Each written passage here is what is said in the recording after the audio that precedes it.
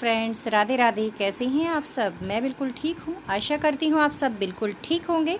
तो फ्रेंड्स, बहुत दिनों से रिक्वेस्ट आ रही थी कि जैसे कि गर्मियाँ बहुत ज़्यादा शुरू हो गई हैं अब, तो कॉटन की ड्रेसेस बनाने के लिए काफ़ी रिक्वेस्ट थी कि गोपाल जी के लिए डेली यूज़ में पहनाने वाली कॉटन के ड्रेसेस बनाना सिखाइए। तो बस आज वही शुरुआत कर रही हूँ। वैसे तो काफ़ी दिन से ट्राई कर दिया था बनाना, लेकिन वीडियोज़ नहीं बना पा रही थी बिज़ी होने की वजह से। लेकिन आज चलो कोई बात नहीं, आज हम शुरू करते हैं फिर से अपनी गोपाल जी की कॉटन की ड्रेस बनाना।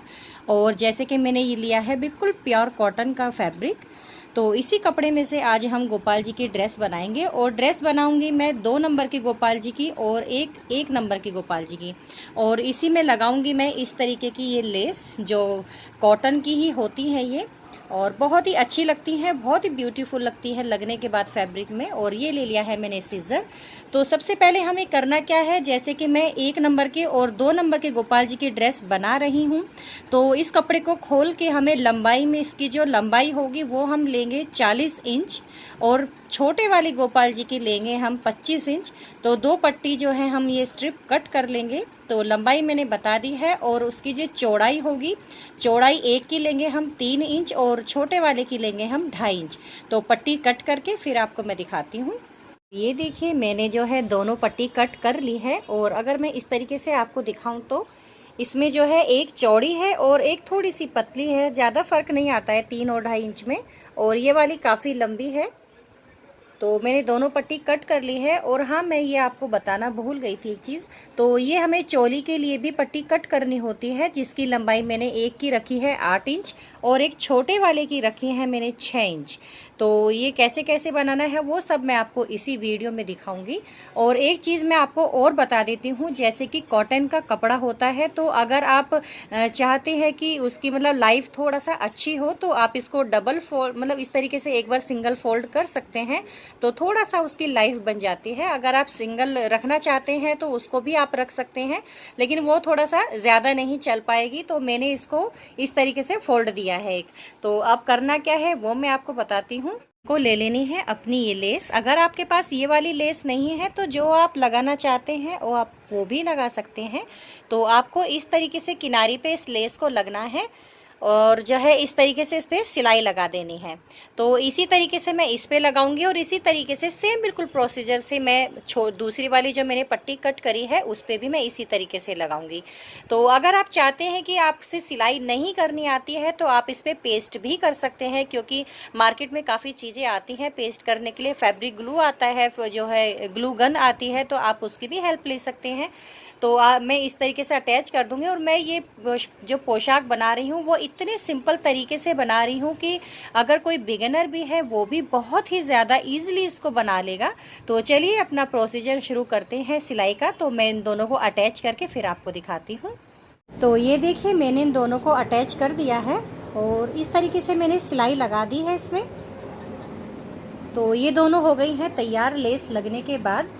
और ये जो कपड़ा था, मैंने एक और जो कटिंग करके आपको ये दिखाया था चोली बनाने के लिए ठाकुर जी की, तो जैसे कि ये भी मैंने सिंगल फोल्ड कर रखा है।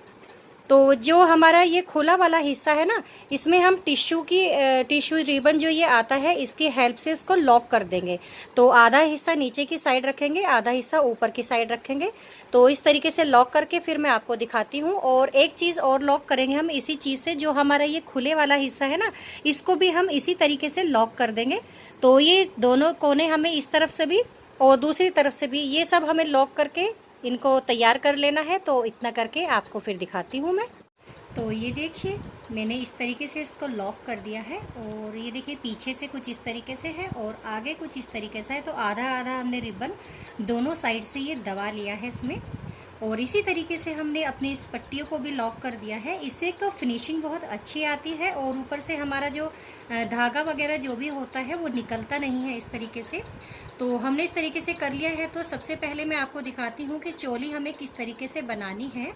तो इसको इस तरीके से फोल्ड करेंगे एक बार। तो फोल्ड करने के बाद हम इसको बीच से एक अलग अलग कर देंगे इसको।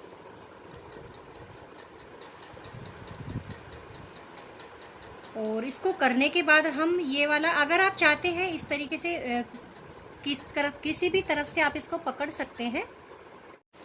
तो मैं इस तरीके से इसको पकड़ के और बीच में से इसको अटैच कर दूंगी। और इसको पूरा अटैच नहीं करना है, आधे से नीचे तक ही। देखिए यहाँ ऊपर काफ़ी स्पेस मैंने रखा है, आधे से हमें हल्का सा ज़्यादा लेना है और इन दोनों को जोड़ देना है।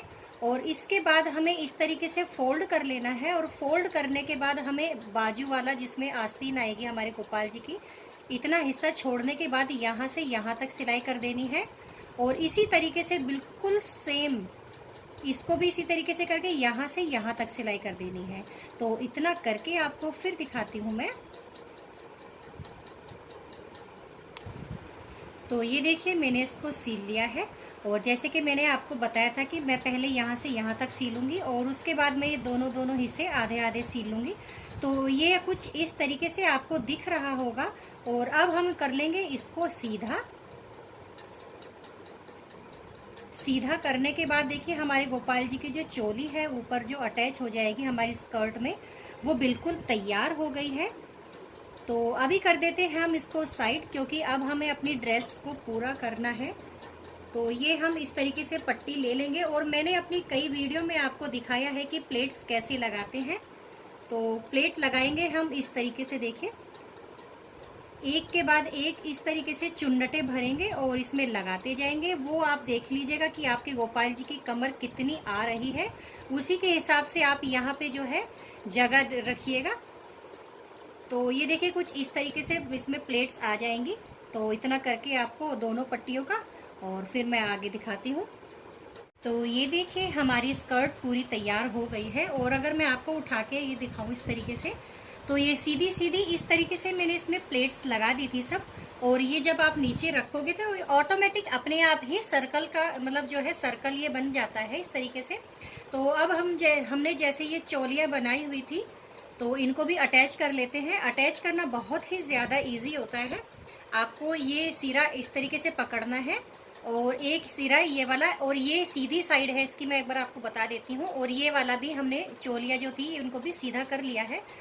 और यहाँ से इस तरीके से हमें रखना है ये कोना, और यहाँ तक हमें बिल्कुल सीधी सीधी सिलाई इसमें लगा देनी है। तो ये आपस में अटैच हो जाएंगे। बस आपको ये ध्यान रखना है कि हमारी चोली सीधी रहनी चाहिए और इधर वाला जो हिस्सा है स्कर्ट का ये भी सीधा रहना चाहिए, जिससे कि पलटने के बाद ये बिल्कुल सीधा इस तरीके से दिखाई दे। तो चलिए इतनी सिलाई करके फिर आपको दिखाती हूँ। ये देखिए मैंने इनको सिल लिया है और मैं अभी आपको सिर्फ ऐसे ही दिखा रही हूँ जैसे मैंने इसमें सिलाई करी है। तो मैंने सीधी सीधी इसमें सिलाई कर दी थी। और इसी तरीके से सेम बिल्कुल मैंने ये छोटा वाला जो एक और पीस है इसकी भी सिलाई कर दी थी। अब मैं आपको ये खोल के दिखाती हूँ कि हमारे ये पोशाक अब खुलने के बाद कैसी लगेगी। तो ये देखिए आप, ये देखिए हमारी पोशाक बिल्कुल बनकर रेडी हो गई है, वो भी बिना ज़्यादा मेहनत के, बहुत इजी तरीके से। और जैसे कि मैंने आपको बताया है कि अगर बिगिनर भी है वो भी इस पोशाक को बहुत ही आसानी से बना सकते हैं। बहुत ही उन्हें कोई भी मतलब कोई प्रॉब्लम नहीं आने वाली है इसको बनाने में है।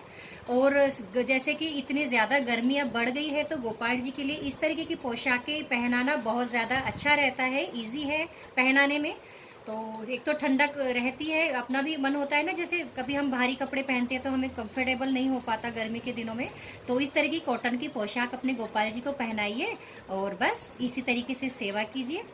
तो आपको कैसी लगी ये वीडियो तो आप मुझे बिल्कुल कमेंट्स में बताइएगा। अगर पसंद आई हो तो लाइक कीजिएगा, शेयर कीजिएगा और सब्सक्राइब कीजिएगा। तो आपको फिर मिलती हूँ एक नई वीडियो के साथ। तब तक के लिए राधे राधे।